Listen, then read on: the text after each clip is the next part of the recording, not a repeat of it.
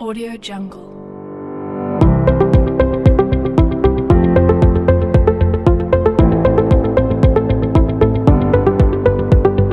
Audio Jungle.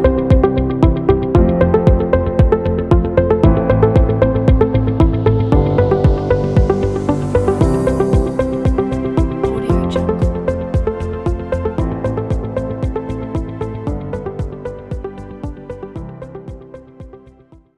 Sahabat Rumah Belajar, perkenalkan nama saya Roni Antoni Sitanggang dari SMA Santo Thomas 1 Medan. Hari ini kita akan mendalami materi menghargai hidup dengan submateri narkoba dan ajaran gereja. Ada 3 indikator yang hendak kita capai dalam pembelajaran kita hari ini. Yang pertama tentang pengertian dan jenis-jenis narkoba. Yang kedua tentang tahapan-tahapan penggunaan narkoba. Dan yang ketiga, ajaran gereja dan narkoba. Sahabat Rumah Belajar pasti pernah mendengar istilah narkoba. Narkoba adalah singkatan dari narkotika dan obat-obatan berbahaya. Namun dalam perkembangannya, narkoba menjadi luas, yaitu nafza. Apa itu nafza? Nafza adalah narkotika, psikotropika, dan zat aditif. Apa saja jenis-jenis nafza? Sahabat Rumah Belajar, jenis-jenis nafza ini mengacu pada Undang-Undang Nomor 22 Tahun 1997 tentang narkotika. Yang pertama, narkotika. Narkotika adalah zat atau obat yang berasal dari tanaman atau bukan tanaman, baik sintetis maupun semi-sintetis, yang dapat menyebabkan penurunan atau perubahan kesadaran, hilangnya rasa, mengurangi sampai menghilangkan rasa nyeri, dan dapat menimbulkan ketergantungan. Contoh narkotika seperti ganja, heroin, kokain, dan lain-lain. Yang kedua, psikotropika adalah jenis zat atau obat, baik alamiah maupun sintetis, bukan narkotika, yang berkhasiat psikoaktif melalui pengaruh selektif pada susunan saraf pusat yang menyebabkan perubahan khas pada aktivitas mental dan perilaku. Contoh psikotropika seperti ekstasi, sabu-sabu, dan lain-lain. Yang ketiga, zat aditif.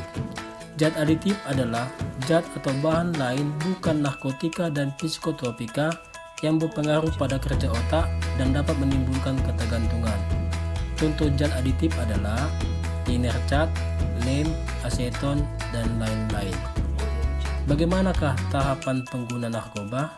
Sahabat Rumah Belajar, ada 3 tahapan pengguna narkoba. Yang pertama, user atau pemakai coba-coba. Yang kedua, abuser atau pemakai iseng. Dan yang ketiga, pecandu atau pemakai tetap.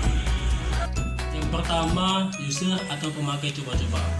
Pemakai coba-coba adalah mereka yang menggunakan narkoba hanya sekali-sekali dan pada waktu tertentu, misalnya pada waktu pesta dan lain-lain. Yang kedua, abuser atau pemakai iseng. Mereka menggunakan narkoba sudah lebih dari pemakai yang pertama. Mereka menggunakan narkoba untuk iseng atau untuk melepaskan dari masalah. 3. Pecandu atau pemakai tetap. Pada tahap ini, mereka yang menggunakan narkoba bukan mengontrol narkoba lagi, tapi narkoba lah yang sudah mengontrol dirinya. Pada tahap ini, hubungan mereka dengan masyarakat sudah mulai tidak baik lagi. Sahabat Rumah Belajar, secara langsung kitab suci tidak berbicara tentang narkoba. Tetapi dalam kitab suci terdapat 1 Korintus 3 ayat 16 di mana Rasul Paulus mengungkapkan, tubuhmu adalah bait Allah. Menggunakan narkoba merupakan tindakan merusak tubuh sebagai bait Allah. Ajaran gereja tentang narkoba mengacu pada ungkapan Rasul Paulus tersebut. Gereja Katolik selalu berupaya untuk mengingatkan warganya agar berhati-hati, waspada, dan menghindari kemungkinan terlibat dalam kegiatan mengkonsumsi narkoba, baik sebagai distributor, produsen, maupun pengguna.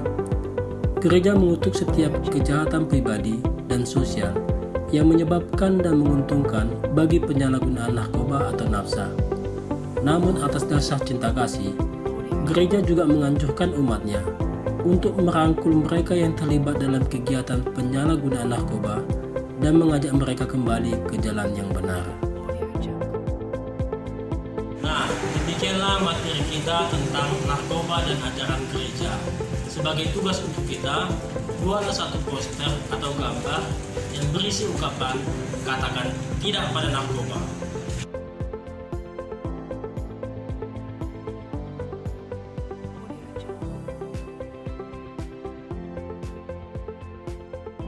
Salam berubah belajar di mana saja, kapan saja, dan dengan siapa saja.